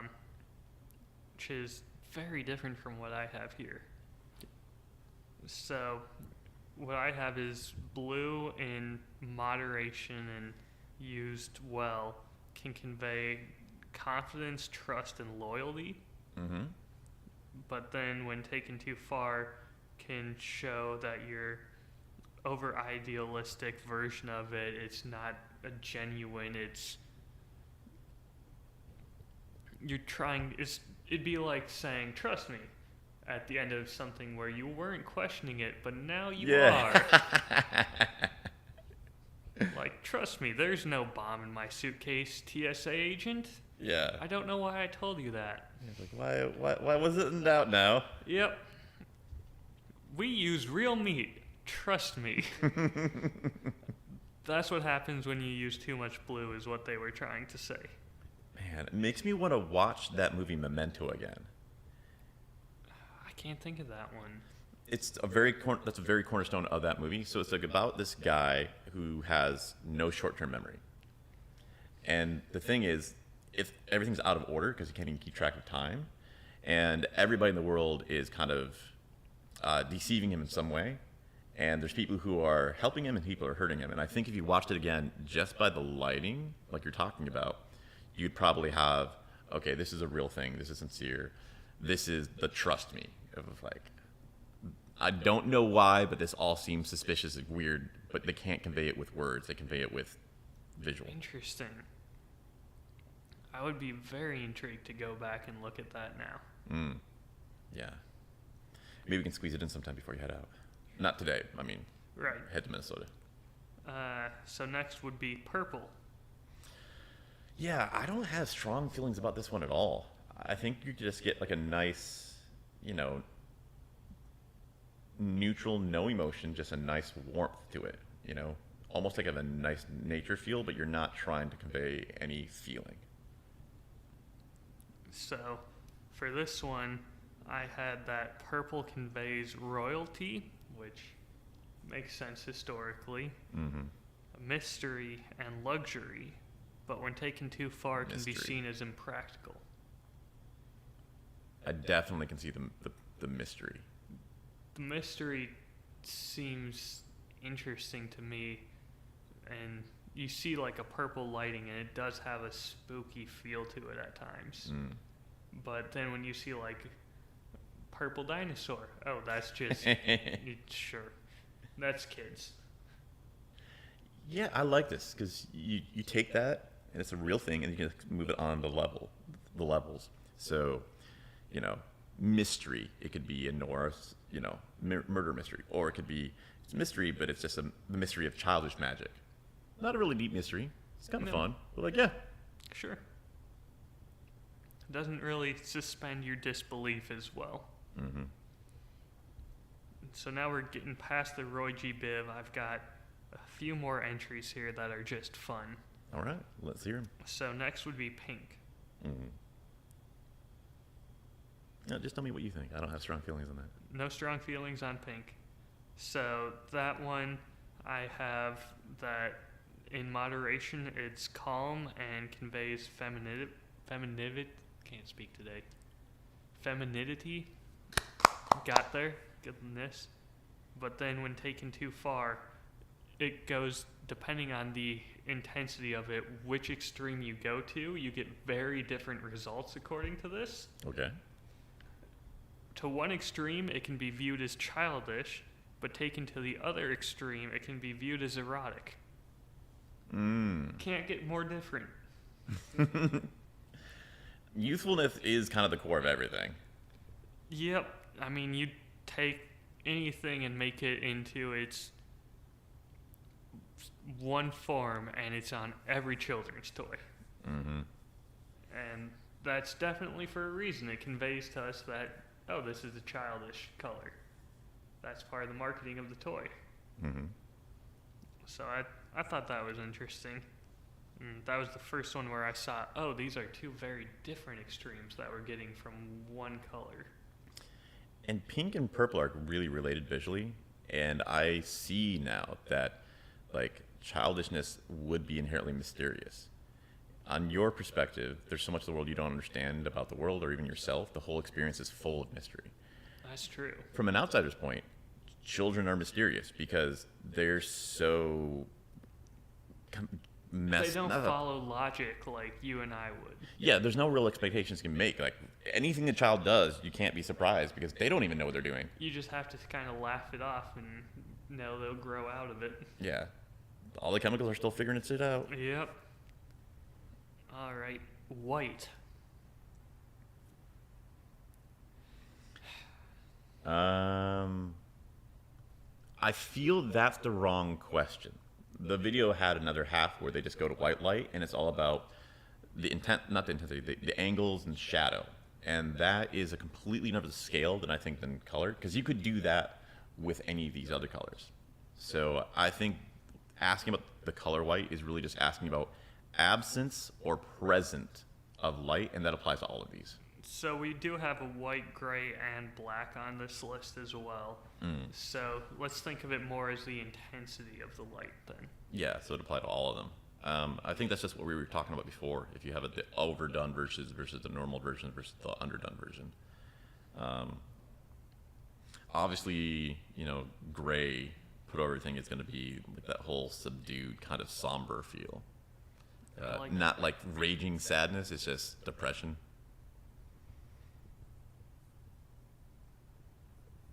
Interesting. So for white, I had it as purity, sanitized, like think hospitals, they always blow out and make it over white. But then taken too far, it can feel empty. Yeah. For gray, it had authority and neutral, but then when taken too far, it can feel unemotional. And for black, it was formality and power, but taken too far, and it can give a sense of rebellion. We really have to frame these in different situations. I feel like for this question, if you're just talking about shining the light on a scene or putting a filter over the scene, there's no real answers I can give for white, gray, or black. Right. But I think I get it. What you're getting at is, what if it was an object in the scene? What if it was the clothing the character was wearing? What if it's your background of the scene? And then it feels like a completely different, everything that I said, it's thrown out the window and it's a whole new set of emotions. It's so versatile. Color is such a unique world to play in, and I think that's why I've limited myself to audio, is there's only so much I can play around with. I don't need to worry about color other than I should use it in my writing because I don't. Yeah. It's so much more accessible, visual stuff, because everybody sees, everyone relates to it, everyone can talk to it. That's the easiest thing for people to connect with, but it's also the hardest to kind of do well. Get your hand around. Get a full understanding of it. So, yeah. And then I've got two more here. Let's hear them. Silver and gold. Silver is hard to like differentiate between gray. Let me think from an So object. I had a note that those two were connected. I'm thinking about now an object in a scene. Yep. Silver. There was a lot in that new Tron movie. Man, I love that thing. Where it was kind of a different kind of cold, where it's pure but alive. See, I think that would change depending on the tone of silver. If you give it a warm undertone, it could feel more warm, versus if it's more of a chrome with a blue undertone, it will feel more cold. Yeah. We're combining things because this is something that reflects other stuff, Yep. so you could merge it with So other all colors. of these next two are going to be hard because of that. Yeah. Metals. So much cool stuff there. Gold, I would go again with like, kind of this sickening feeling. I would say gold is the hangover color. Interesting. So I had silver down as being mysterious but modern, which really fits Tron well. Yeah. And explains also why you see silver accent on every piece of automotive ever. They need to feel modern. Mm-hmm. And for gold, I had in moderation, it can convey success and luxury, but overdone is too much focus on material wealth that's showcasing more greed than anything. The whole being trapped by your own Yep. ambition. I can see that, yeah. This is something I get a feeling we'll come back to many times. I think this is going to be a very deep point that we can circle back to, and it's interesting to see emotions. But I had one other thing attached to this that I wanted to challenge us with. Let's go. So the one thing that every whiskey lover has a sense of pride for, copper stills. What would you say the average person would get from copper? I am not the average person. Neither of us are. So we're going to try and really put ourselves out with this one. There was one topic that I was getting into where there's certain things that I'm disconnected from. Where it's like, okay, people will relate to this topic this way, and you have to understand that to make your art relatable. It's like, well, I feel so completely different on this topic now that I'm basically looking at it with a telescope like Galileo, just trying to, okay, sure. Copper, it feels warm. I know I have positive feelings for it, but in real life, it's the metal that's the most friendly. It's one of the most easily accessible metals, so it's not limited to just high-tech societies or the wealthy people in the community. And it's soft, so it's used for a lot of functional, friendly things, not just weapons or machinery used to, grind and build. It's like, okay, the cover for your toolbox, or something to just route water or something like that. It's the fun, So friendly do you know tools. why copper is used a lot for water pipes and everything? Is it because it kills bacteria? Yep, antibacterial. So when you said friendly, my mind went to, we probably had that baked into us from years of copper helps keep us safe and alive. Yeah. So much of this just reveals who we are on these fundamental levels, which I think makes living our lives easier. There's so many times when people are living at odds with who they are, and you're trying to do this one thing and it's not making you happy, or you have these weird feelings that you can't make peace with. But then you realize, it comes down to the fact that for thousands of generations, copper kept people alive, so it's baked into my DNA. I don't need to like or hate this feeling. I can just accept that it's part of me, that it's not I didn't pick it. This is just part of being a human. Absolutely. It's the same as when you first had a crush growing up and you were like, why am I feeling this way? This isn't right, something's wrong. And then by the time you got through high school and maybe the first year of college, you were pretty well adjusted to it and go, yeah, they're attractive, I know what this is. Yeah, and when you have that awareness, then you can start doing much more enjoyable things with it. Of, okay, I'm going to feel this, but the meaning isn't any kind of divine thing or morality thing. It's just, this is a thing. So is this going to be a good idea or a bad idea? I'm like, oh, okay. No, in this situation, I'm going to put that feeling in a box and go like, yeah, that's real, but that's not useful for me. Or like, no, this actually, is this going to be fun to pursue? Let's go down it. You know, man, when people don't know the reason why they feel something, they can get some pretty crazy ideas about why they have that feeling that really grind them into a lot of painful positions.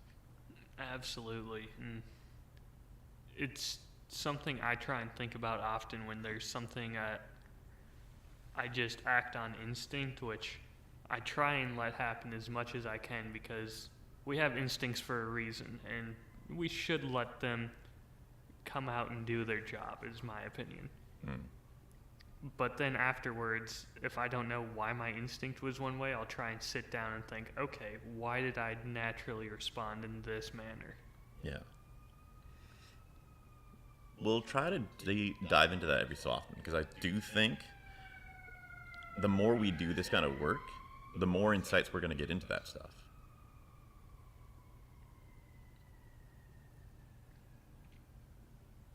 I'm excited for it. And I had a weird thought with the siren going by right now, so now you can't edit that out. You're going to have to keep that in here for us. Yes. We were talking earlier about color with the lighting for a set to make it more visually appealing, and how you make it more dramatic and more engaging by using red and blue. Yeah. Same one that the police used to tell you, get the fuck out of the way. Yeah, they're probably pretty good at getting our attention. We did a lot of research on this. Yeah, I think I mentioned it before, but the reason why all our road signs are orange instead of blue or red or pink or something else, we did research. This is what your eye has been just built to see more than any other color. Let's use that. It's very interesting. All right. Wanted to wrap up with one last thing. Yes. It was really helpful last time to have something to look into in the meantime. Investigated that, zooming in, zooming out as a gesture, and a couple of things we talked about. For this week, I wanted to ask you, you had mentioned that there was some video that you were editing out that you're going to make a new version of, that you have it recorded, but you just need to cut some stuff. Am I remembering that right? So I did do a recording.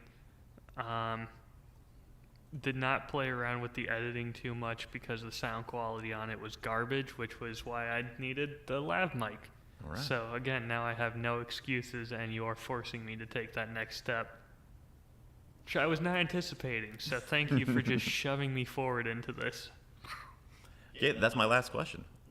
I know you have a lot of things going on, so, no wrong answer. But, what's on the horizon for you? What are you working on? What are you looking on? What is something that small enough that you could do?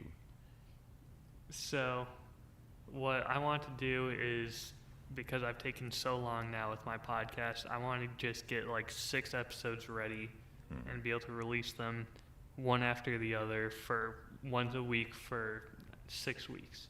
Oh, that'd be nice. And release it as season 2. So the thing that I'm thinking about right now is going through, okay, I want these stories in it, and I want to make a trailer that showcases just snippets of each one of the stories, and here's what you're looking forward to in season 2. So you complete all of them and then make a trailer out of that completed material. Yep. So it's a lot down the line, but it's something that I've never done before that way, where even if I know what's coming next, I only tease that one. I don't tease 6 things in one and make them all wrap together. When I was working on this video thing, the guy called out, you're probably making your videos, and then when you're done, make the thumbnail to put into it. He said, do it the opposite. Start imagining what you want your thumbnail to be, make that, and then edit your clips to make the mood that you created in that thumbnail. That process might work for your trailer as well. That makes a lot of sense because the thumbnail, you're trying to make something that would be as engaging and catching as possible. And so having your content fit around that would help make it more engaging and make it keep people interested. So you think of that idea of like, what would you want your trailer to be for those 6 stories, and that might give you not the material, but maybe the tone that you're going to set in your 6 stories. Well, it would help me even with picking out what stories is, okay, if I want to have this tone to my trailer and have parts of it where it's conveying this mood, I need to have a story that strongly focuses on that then. So you're giving me something great that's in the distant future.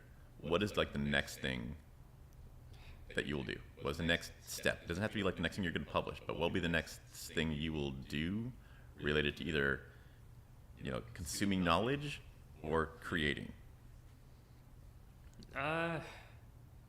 It's either going to be creating a video now. Again, thank you for that shove.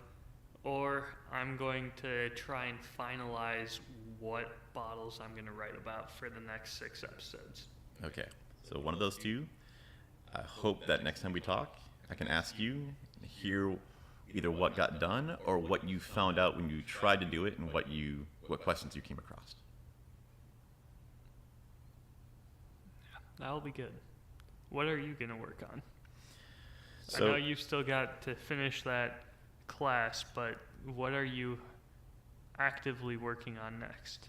Yeah. So I am trying to get into releasing a YouTube video every Friday. So I managed to do one last week. I did one today. So that's Very what nice. I showed. The next thing I'm going to try and do is take both of those videos and then go through it and just find nice little 5-second segments that I like. Make those shorts. Combined, should a short be 5 seconds? Should it be 60 seconds, 30 seconds? I'm going to get the answer to that question, and then I'm going to combine enough of these little clips together. And then next time, I think I'm going to start with that. I think that'll be a nice way for me to ease in.